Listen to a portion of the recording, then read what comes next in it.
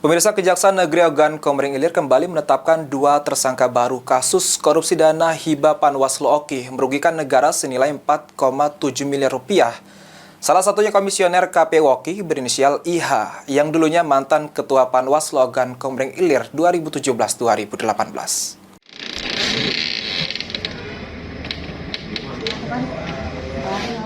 Kejaksaan Negeri Ogan Komering Ilir kembali menetapkan 2 tersangka baru kasus korupsi dana hibah Panwaslu Oki merugikan negara senilai 4,7 miliar rupiah.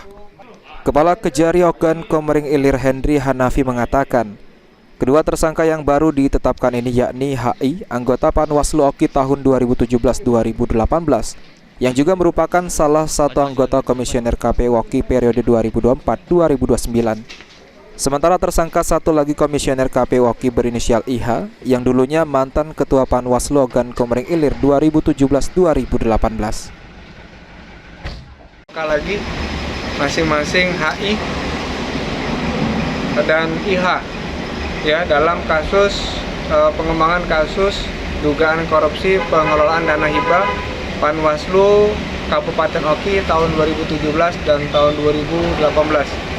Di mana hasil perhitungan kerugian negara ditemukan kerugian negara dari total 12 miliar yang diterima oleh Panwas Kabupaten Oki 2017 dan 2018, kerugian negara sebesar 4,7 miliar.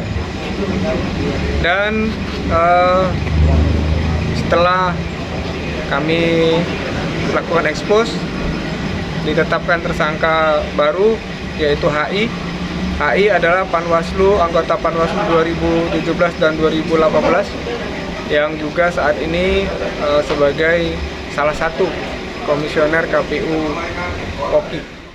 Berdasarkan hasil penyelidikan, penyidik menyimpulkan terdapat serangkaian perbuatan tindak pidana korupsi di mana para tersangka menyepakati tidak mempergunakan anggaran tersebut sesuai peruntukan dan sebaliknya membagi dana hibah tersebut untuk kepentingan pribadi. Novan Wijaya, PAL TV.